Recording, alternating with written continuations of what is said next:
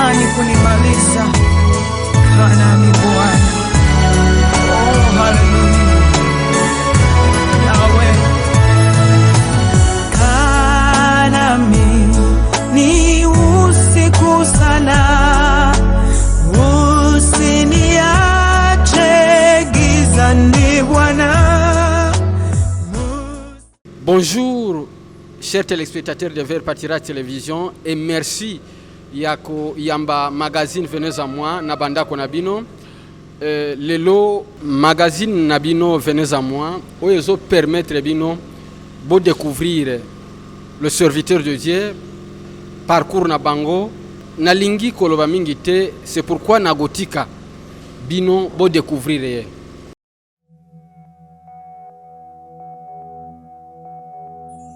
Balandi toyambi pasteur Dina Bantu. Mbote pasteur. Mbote frère Jean.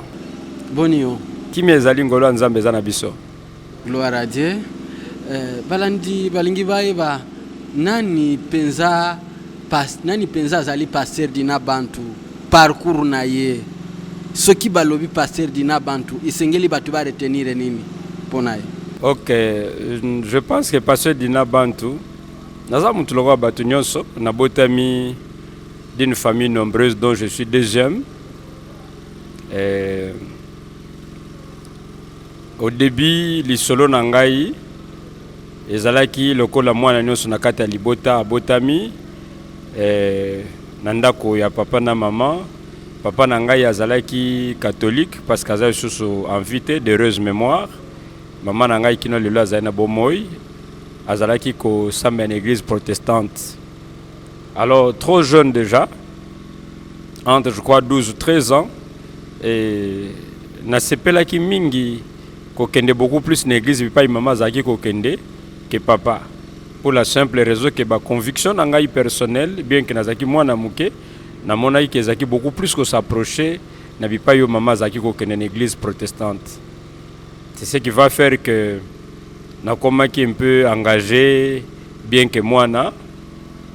jusque je crois à l'âge de 14-15 ans et je vais même accepter de me faire baptiser par immersion bien qu'encore mineur et nakoki vraiment ko lobate que na bongola ke na motema malamu mais du moins et pousser moko na kati na ngai ezalaki mingi ko lobaka ke na linga nzambe po nzamba lingi ngai. Pour preuve, ce qui peut-être même maman nanga le laza bomoi, beaucoup tane botuni, aloba ke na connaissance qui peut-être moi na lokwa bana nyo sauté. Donc j'ai pas vraiment connu comme on dit en français une jeunesse mouvantée. Donc naki un garçon un peu très réservé, à part peut-être nzela église, classe, et c'est comme ça que j'ai grandi. Donc voilà, en bref, au passé dina peut-être nazali yangwana. Tamususu balandi bakomitu na pasteur Dina Bantu azali père de famille, azali responsable ya église, azali moi mituna na présentation otiki batuna moi mituna ebele na mutu yango tolingi bayeba pasteur Dina Bantu azali engagé na lié à mariage bana boni responsable ya église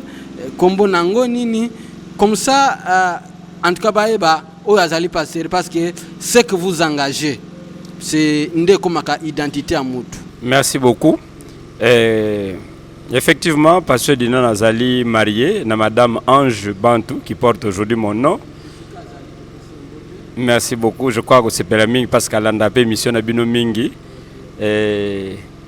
Nous avons 3 garçons. Bien que quelqu'un m'a dit qu'il n'est pas très vraiment conseillé pour un pasteur chaque fois pour ne pas frustrer les autres enfants.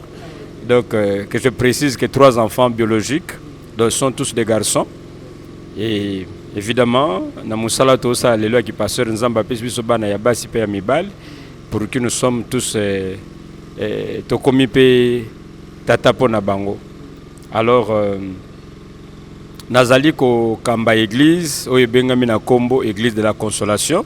bipa yo boyo kotala biso tozali awa na Manenga na commune ya Ngalema précisément sur avenue Bolonga numéro 6, référence Nabiso Koto Zaka 18 parcelles sur la route de Matadi. À partir de là, prolongement na Sanzadi, Batwako comme pas ito sa musala, ndebi pa ipe boyoko kuta biso l'église de la Consolation. Merci pasteur Nabanzi balandi bo naboye bo comprendre nani azali mutoto yambi apport na société lelo soki toyambi yo magazine elingaki yamba yo pona toyeba ozote ya évangile ozosenga batu bandimela Yesu Kristu kasi tolingi toyeba yo moko personnellement okutana kina nzambe lolenge nini parce que Bible elobi ki na bao bazo enseigner nzamba agotuna bango plus. Alors tolingi toyeba yo moko personnellement raconte na ona nzambe ezalaki nini tindaki yo okoma kosambela po certainement olobi oza outi na famille chrétienne mais batebele bauta famille bauta famille chrétienne bazala ba pasteur te donc et pas na yo ezana quelque chose oyo ebanda igotinda yo na sens engagement na sens ya ko pesa vie na o et pas Yesu Masia. OK. Je pense bien à wana. D'abord il faut qu'on reconnaître obabenga divine providence ya Nzambe. Nzambe nde mutu ayeba kibiso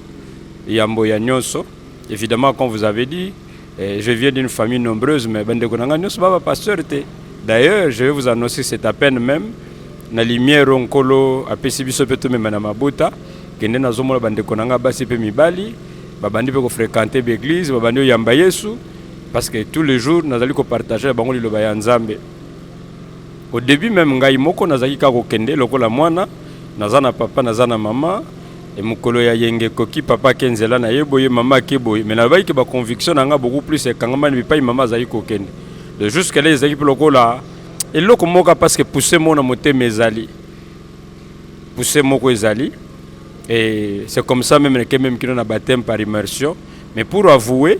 et je crois c'est vers les années 90 que j'ai vraiment pris conscience que l'église est cause à la likambo ko kenda kate parce que na landa ka mama to pona motema na ngai na yoka ke loko moko boye qu'il faut réellement oyambaye sur ko lankolo pe mobikisi kati na yo et nenge komami c'est en croyant de son cœur et en confessant de sa bouche qu'on parvient au salut et voilà c'est comme ça et lelo décision wana nde boti makambo nyoso tozomona oui. Une simple décision ya mukolo oyo zwaki ce qui fait qu'aujourd'hui nous avons un pasteur devant nous. Oui, décision wana parce que le tout part toujours d'une décision. Le tout part toujours d'une décision. Tant on a eu conscience wana que na eu décision wana na ndimi na motema na ngape na tatoli ono monoko na ngane Bible lobi na katu ya Romain. Alors na eu décision que désormais na okendeka église pona okendete mais na lingi vraiment na sala Nzambe de manière consciente maman to mamate papa to papate même si toute ma famille est dans nzela wana te mais ngai na s'engager donc c'est comme ça que c'était parti ti yangonde yoko bota nyoso yo to boti appel peut-être na ministère ko sala Nzambe eza makambo yesima mais d'abord lokola mwana Nzambe na s'engageaki ko sala Nzambe et puis c'était comme ça. Bon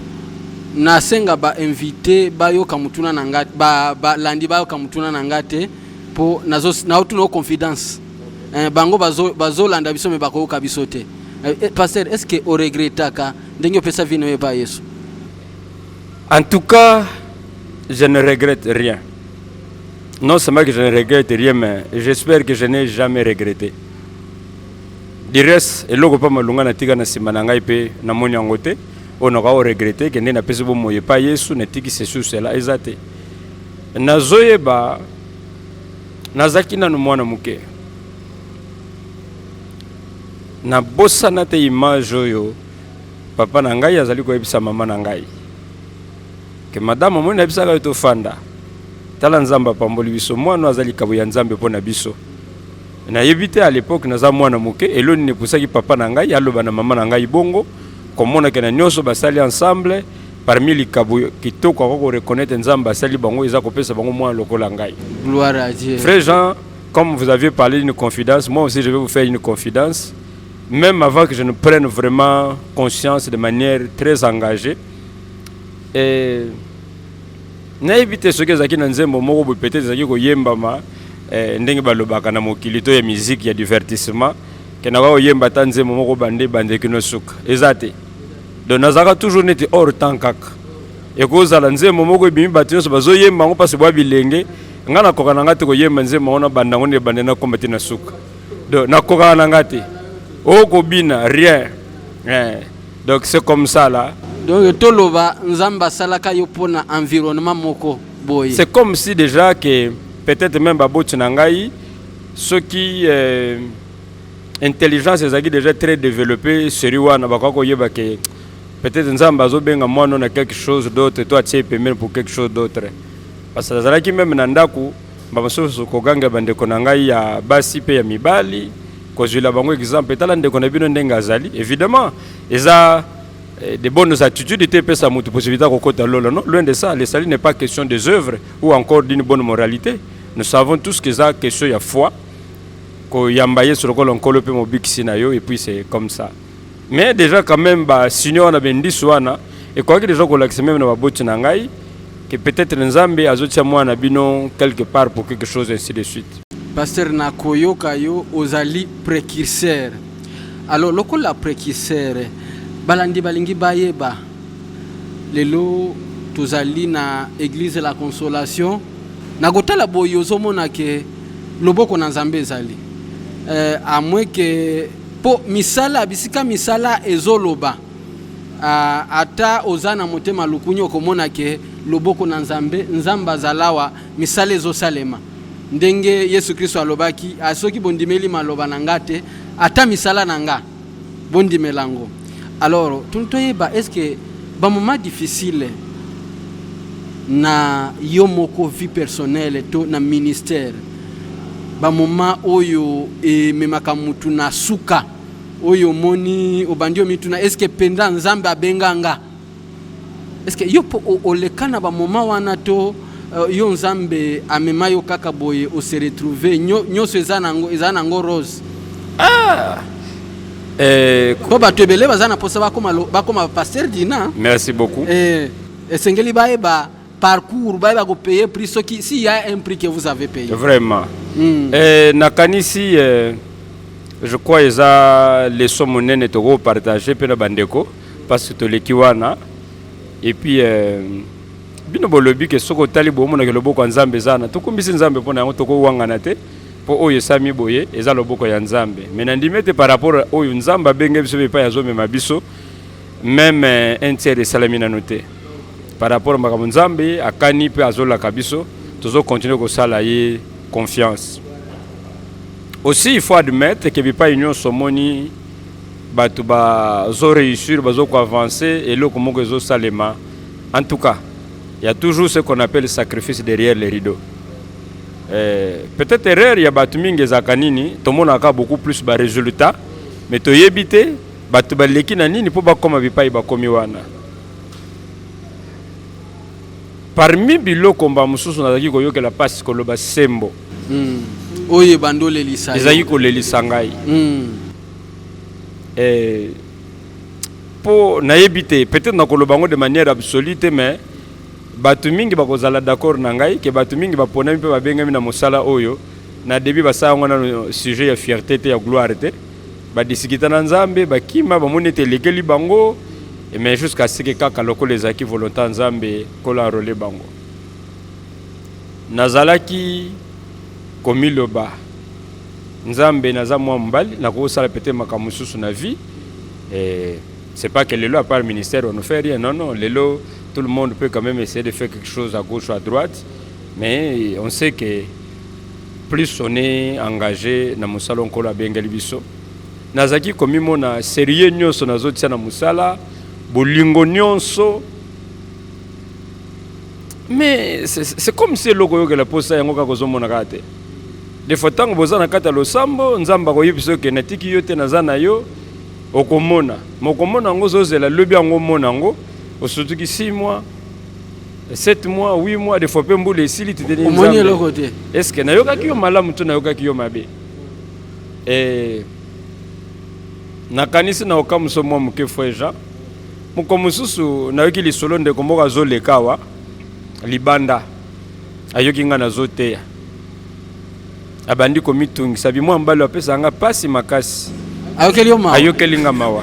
moleki nzela bimwa mbalo apesa ngai pasi makasi yogoteya nga nazoteya na église me ye kuna moleki nzela azoyokela nga pasi ayokeli yo mawa mpona nini oboza na kobunga voilà abitala nano na ndenge oyoki bongo azoganga soki okoti kuna aza na bato bakoka mpe ata 10 te et puis effectivement soki okoti bato yango mpe bakoka na bango mpe 10 te abi à l'entendre parler apparemment aza mayele akoluka na ata mosala te donc comme ke mpo na ye kosalela nzambe eza mosala ya bachômeur ya bato bazangi eloko ya kosala ozoloba mwa malamu vomi okende oluka ata mosala ata na société moko boye eloba makapi elomaka mingi na bao bafrere engagé oyo bazalaka zele mingi balobaka bango ke bazangi mosala yango bazo no yo mpe ezalaki bongo non ezalaki te ke mpo tozangi mosala moko mosusu nazokamusa bandeko na église se eyeli ngai déjà avant kutu même na banda église mpe nakende na université j'étais trop jeune tant jusqu'à nazwi diplôme d'état na ngai nalobi condition nazovivre nango eza mwa difficile à l'époque déjà nazalaki séparé naza lisusu na ndako te na papa na mama bazalaki en vie mais réalité moko na niveau ya famille esengaki fona kabona bango mpona kende ofande pa noko na ngai mpo ya alobaki ke soki nafandi pa na ya kolandela parcours na nga mwa mingi mpo bango nyonso bazalaki komona ngai lokola mwa fierté moko boye lokola mwa fierté ke omoni nga soki nalandeli ye peut-être kozala mwa bien puis ainsi de suite alors malheureusement mpe ntango nakomi kuna une année après bon il y a des choses qui s'étaient passées moi makambo esali neti kobasculer alors juste quand on a eu diplôme d'état sans avertir ni mon père ni ma mère je me suis retrouvé même en Angola. En Angola oui nabi nakeluka vi na ngai nakeluka vi na ngai c'est vrai on parlait beaucoup plus de Lunda nabi vraiment so mutake Lunda bazoya na mwa bambuma ya diamant vie zo changer nabi na melenge yo pe okenda Lunda ko nakenda Lunda nabi nakendo luka diamant ngape so nazongi na sala vie na ngai ainsi de suite toujours eri okomi kuna okutana libanga ngo banga nakutana ngo te au contraire okuta 4 fois bakangi ngai 4 fois kokanga bakangi ngai bino ozana mwana muke yo za muto makambo yote et puis tout ce que tu as oza même pas na carte d'identité oza na carte d'élève de la kiso ozana mwana muke oza mutabilo côté zonga mais pendant ce temps là alors que nazo sambela nayoki nzambe ko yebisa ngai ko forcer na makambo te nga nazobengo na makambo susu zonga mais nga nazomona déjà situation nazali ko vivre na ko zonga na ndenge nini mais finalement kolo alonga ki kaka na ye ko zonga et puis c'est comme ça na continuer toujours ko sala nzambe jusqu'à ce que au moment opportun voulu nzambe aye ko permettre que to banda musala oyo donc c'était comme ça et même temps to bandi musala loko bozana bosenga ba détails mingi na lobi sembo ezalaki te parce que bon peut-être baninga nyonso bakomi ba pasteur na lingina comme pasteur ou bien peut-être que bipa nazo sala nzambe naza mal à l'aise na lingi liberté mo boy loin de là c'était vraiment Dieu dans une prophétie plusieurs fois tant bazana kata losambo bato bazaki loko bakambi na biso na église bipa nazaki ko évoluer balobi botika ya kende po musana bengeli mais bango pe mona bazui ba gelé na total na soki ya solo nzambe mutabia ko loba lisusu mais mutaye bisete ba gelango lisusu allez lilobeye lisusu kaka eye kaka suka non alors il faut kotika ye akende donc c'était comme ça na ye na bandi musala oyo yokelaki po sa to lingite mais ozo sala lokola be fort no sozo kende na sake toboka avancement ezate otie sérieux otie bolingono nyonso ça ne va toujours pas donc nzambe pena atio pembeni molimo na nzambe atio pembeni ngi alobaki batiela Paul na Barnabas pembeni okay. mais malgré que nzambe mutu atio pembeni mais difficulté batu bazochola batu bazoseka yo est-ce que tontoye ba eloko nini ere yo bando salela ye en dépit ya difficulté wana po parfois ba moment a passe et ça là que mutu abanda ko serenier ko bandomi tuna est-ce que pena na okaki nzambe malamu mais au moins nzamba sali eloko moko boye eloko wana rassurer que pensa siko nzambe abenga yo pona nini parce que moi elembo moko eye quelque chose de salami est-ce que ozana eloko ya ndenge wana oui ngai nzamba sala etikala lokola marque tellement que moment ça est difficile olobi penza nzamba zananga oui bon omoni même tant que le sabata wana très difficile au bandi ministère au bandi église aux oteya et nazo kene même une évangélisation bon comme ça yo ça la culte boye peut-être même to pesa ga modéré aye na yete oza obligé moko modéré obeta mbunda oyemba donc oye église modéré oza na modérateur té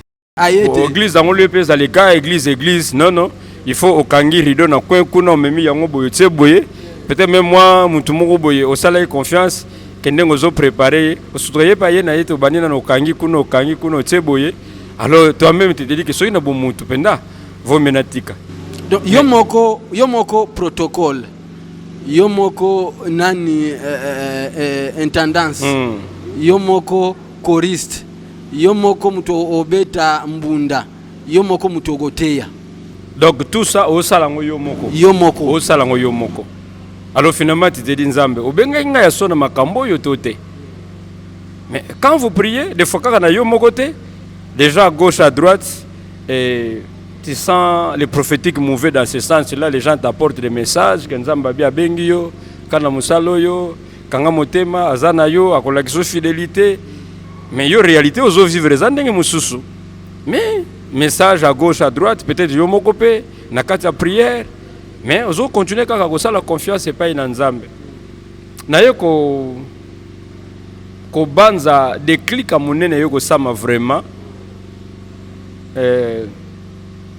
je crois en 2016. 2016. Nzamba visité. Nzambe ayoko visité biso na ndenge nini. Toza na église ya Mangembo Bandal et pas Edadi Nabiso avec Espérance Mbakadi. Alors je pense Moutazaki Moté Zaki prophète John Venice ya Ghana. Alors pendant que azote ya nafandaki kaka nazali komiloba na motema nga binzambe soki ya solo yebi ngai na nyonso nazokuta nango na kata musana nazosalela yo motema yo yebi sens ya engagement yebi mais makambo yango comme une aventure ezofongama te image oyo kela posa ezokafishe kaka te à un certain moment donc omoni même bisakoli ozoyoka et combien de kango moi matoyi parce que tu dis mais donc mituna comment vous vivre un moment à questionnement sur vous-même sur l'appel sur votre famille nous surtout il y avait des questionnements oyo et umeli bangunga ebele réponse exact mais en tout cas na motemo za conscient que ezane loko moko ko douter nango te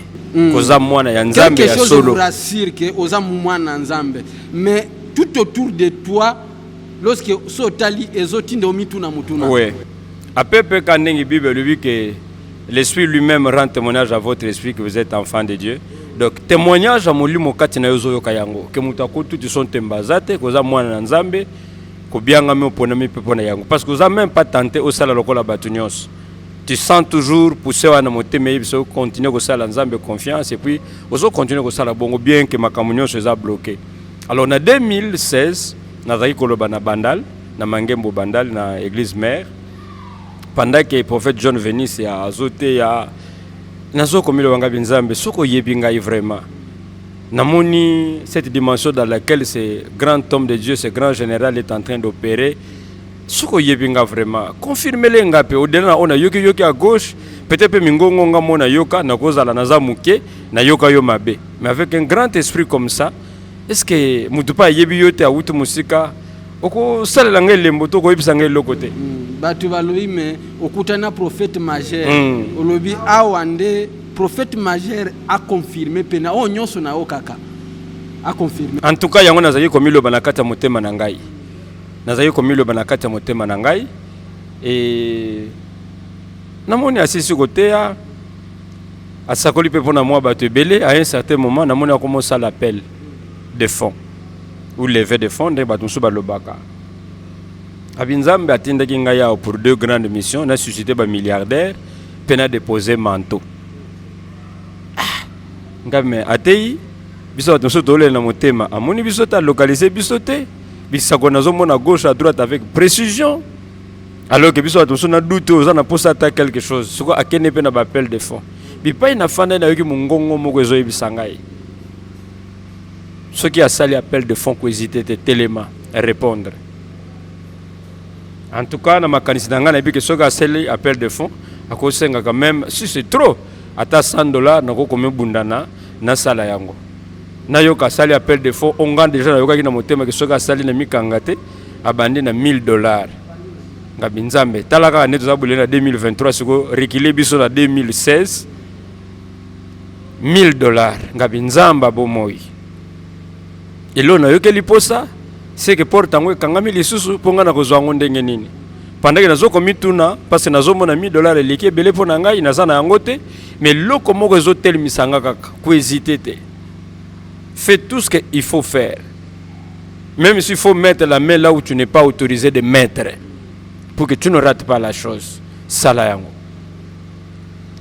Alors tellement ezaki très fort katinangai. OK, wa mungongo wana ezolobela. Et mungongo ezolobela ngai. Il faut dire la vérité que l'église déjà tozaki ko bunda bunda na bandenge moko boye ne moi mike mike otia okaniso ozotia belé ozotia mingi parce que za na fardeau lingi nzambe mais $1000 c'était pour moi la première fois du coup que na ko pesa yango no musala nzambe. Alors finalement na telemi kaka. Juste tant on azo telema na moni atiki bato nyonso bazaki kuna ayepa na ngai atuni ngai oza pasteur ngabi oui naza pasteur abi parce que na moni yo osimbi mbongo na maboko olingolona pona ministère na yo effectivement otie mingi na musala ya nzambe obundi mingi me bofungami ezate. C'est là où suka bandiko sakola ngai que problème eza que bipai ozosala musala ba force moko makasi etelemelio pour kata osali nini o persété apesi même na kombo ya église abina moni na kati ya molimo nzamba azolakisa ngai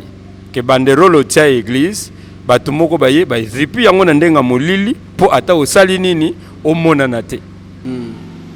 Donc église la consolation mais yo moko za consolé te. Yo moko za consolé te be fort ozosala mais nzokande eza pe na ba force mosusu ya molili eye ezipi banderolo wana pour église mona na te ou émerger te au persété. Je crois ils a moi parenthèse pour nokoloba parfois les gens qui pensent que bonne volonté et qu'on produire résultat na banzi que zo suffirité. Il y a des dimensions. Non. En tout cas, j'ai fait ce que je devais faire. Il y a des gens qui ont fait tout ce qu'ils devraient faire, mais qui n'ont jamais été contents des résultats escomptés. Volonté zali, engagement zali. Mais il y a quelque chose d'invisible, peut-être on a vaincre. C'est pourquoi nous sommes de ceux-là qui croient que pour l'onga il faut d'abord l'onga dans l'invisible. Et il y a des batailles, à niveau non remportant, mais il y a des batailles qui demandent une onction supérieure pour que l'ongi puisse, c'est comme ça. Donc, je crois qu'avec cette prophétie, les images sont même là. Et pendant cette semaine, le prophète est revenu à moi 2 fois, jusqu'au point même de prendre sa veste, et il a placé sur moi comme un manteau. À l'obibo, quand la photo n'a pas dans 2 ans, beaucoup mona. Alors, tant qu'on a eu, je m'étais dit, ok. Ndenge comme na kata lobana nzambe ka par un prophète Dieu a délivré son peuple par un prophète il fut préservé ngabinazui lilobao ya isakweli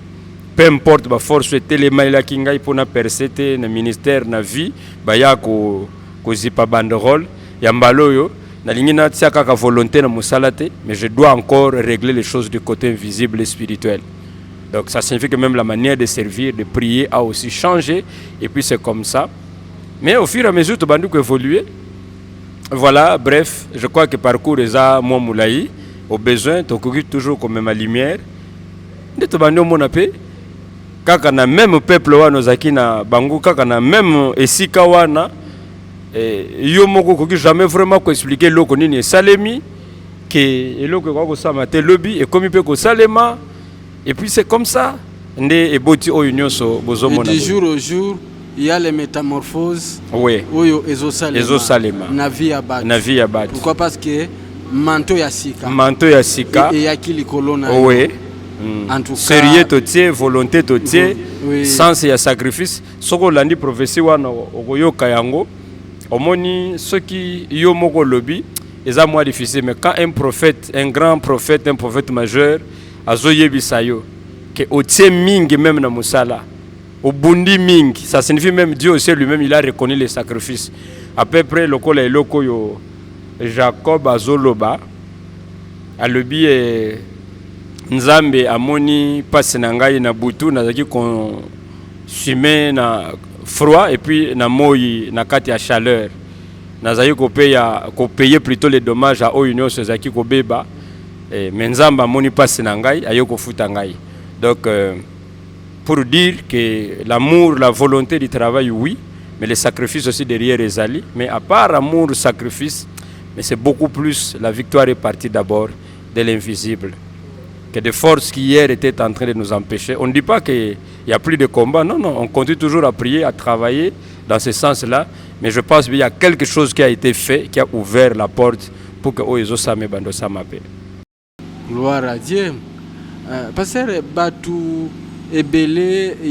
bazo leka exactement bazo vivre vie wana oyo bandaki. C'est pourquoi nous sommes venus d'ailleurs vers vous. C'est parce que nous savons que ezana babitumba oyo solongi et ce qui mutu alandi yo oyo azo vivre na bitumba oyo yo osilisa kolonga kosolola na yo ba épreuve na yo et ko apporter ye ba lumière et ko tindika ye azwa certaines décisions oyo et ko apporter métamorphose na vie na ye. Mais kasi na lingi oloba o encourager olobela un message d'exhortation, un message d'édification à tous ceux-là bananzambo basa sur le point d'abandonner la foi. Na basali nanzambe oyo batikali dans le statico oyo en dépit basali nyoso et que il y a encore possibilité ba vivre autrement. Na lingi vraiment osopa motema que cette grâce manto oyo kitaki likolo na yo que ezala bénéfique pona balandi nyoso oyo bazola na lingi otala caméra et otala nyoso ekobimana kati o nzamba kotia na kati ya motema nayo. Nazolo bana motema na ngai mobimba. C'est vrai na musala o mutakolo baki ayebi nyonso akoki na nyonso azalité. Peut-être parcours ya biso nyonso to lisolo ya biso nyonso koza la ndenge mokote. Mais le ministère il y a certains points et cause à lokola ba difficulté presque commune que les hommes de Dieu que les églises rencontrent parce que nous vivons la même époque. Bien que nous avons un parcours naïe. Au moni na nyonso yo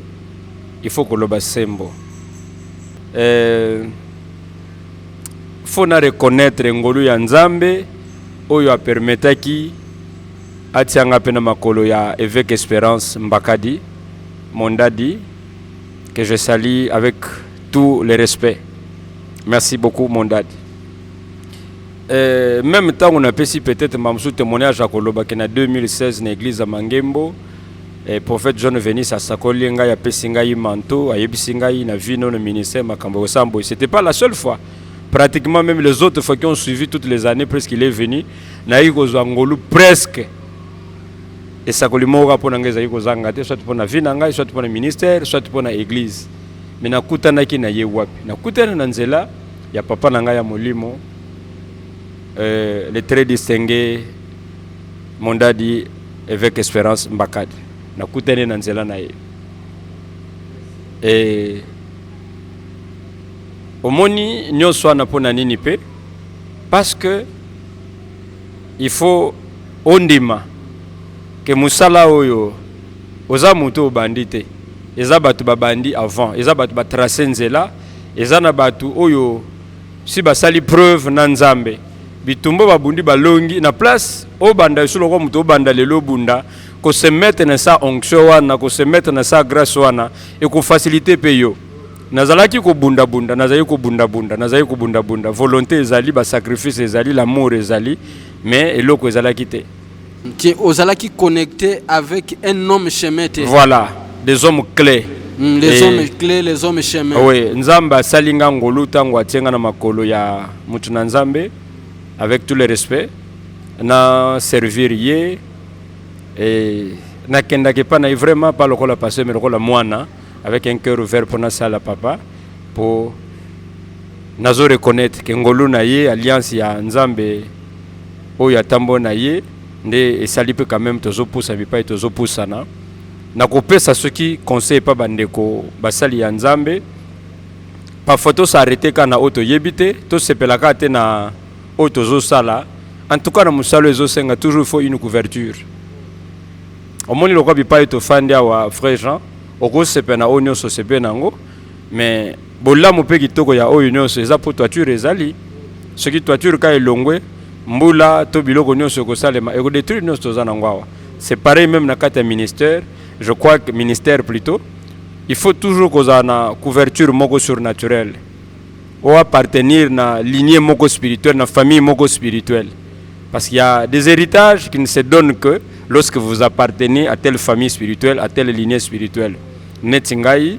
nde omoni na lisungi ya Nzambe na nzela musana avec Espérance Mbakadi allez parcours efongami tokutana ngo tozoyekola et puis ezo produire peut ezo produire gloire à Dieu to pusani na suka ya magazine Venez à moi na minute muke lokola loba suka ukoloba eloko nini ce que za ne loko na koloba eza kaka ke ndenge Bible lobi même quand nous sommes infidèles Dieu demeure fidèle. Omoni quand on dit Dieu demeure fidèle et la kisi que fidélité comme demeure bi pa Nzamba fandeli. Dieu ne trouve aucun intérêt à benga biso apona biso apesa biso mukumba bongo asundola biso to bunda bunda na makasi na biso sans ye ezaka posa ya Nzambe te. Nzambe lokola tata oyo abengi biso na musala oyo susine ezalaka soka abengi biso atambo na biso akokisa biso makambo oyo akana asala pe mais soko moni mba mususu ke nitozo bunda bundelo ko mombo ezo simba te parfois ko abandonner te ko renoncer te mais luka pe mbala mususu okota ne balobaka na kata muzindo na ndenge nini ndenge na uto pesa toline bandeli mususu peut-être loko esala biso parce que tolingi pe kozala contrôler te tolingi couverture moko boyete musumba mususu tofandika na zone ya confort na biso tolingi mba mususu pe ko bimate omona ailleurs ndenge makambo ezo salema parce que pa mususu ko bimi omoni ememaka pe révolution na sepelaka na vieux proverbe moko nigérian et le bakaboye na Yoruba que si vous n'avez jamais été visiter les champs d'autrui vous croirez que le vôtre est le meilleur. Ceux qui n'ont aucun côté la télé pas musone basa la pe musala au mona bilanga muninga te okazani to ya yo eza meilleur et l'homme se kanga biso eza po ofande na zone ya confort na yo okanisi o yezo sala mande yango meilleur mais mukolo ko bima au moni nanu des clics moko ko sama na mutuno oyo ko posa ya grandeur oyo ko posa kende liboso façon peut-être ko sambela et ko changer et puis expérience ko yo ko bazo partager oyo ka posa ke yo po mata pasteur en tout cas lisolo posa esilate nangopesa adresse église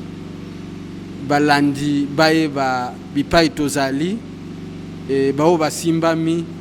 baya awa ekoma église na bango pasteur Dina nakoyoka histoire na ye bu tokikoloba ke azasu mupaya epai na binote lelo ezana mutu alandi akolinga pasteur Dina par rapport ya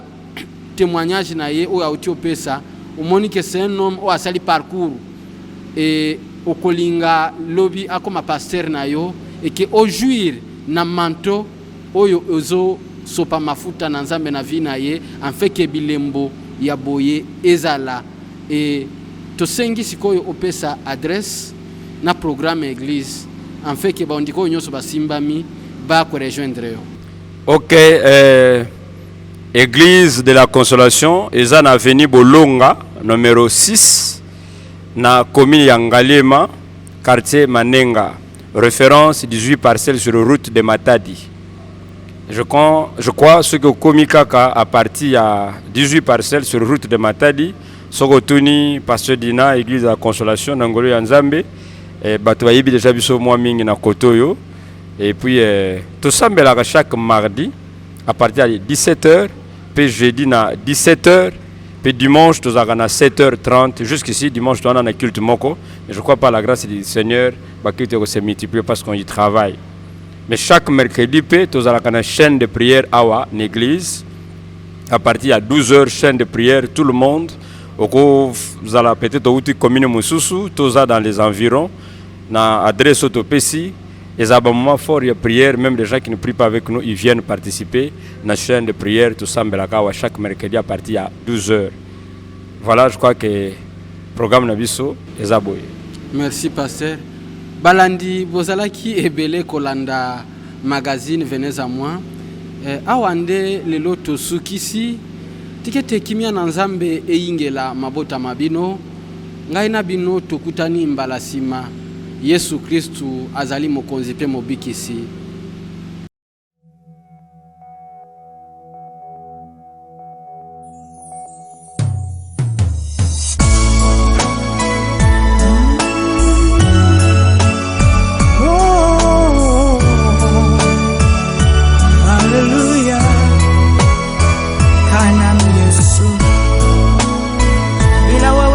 Shinda dunia,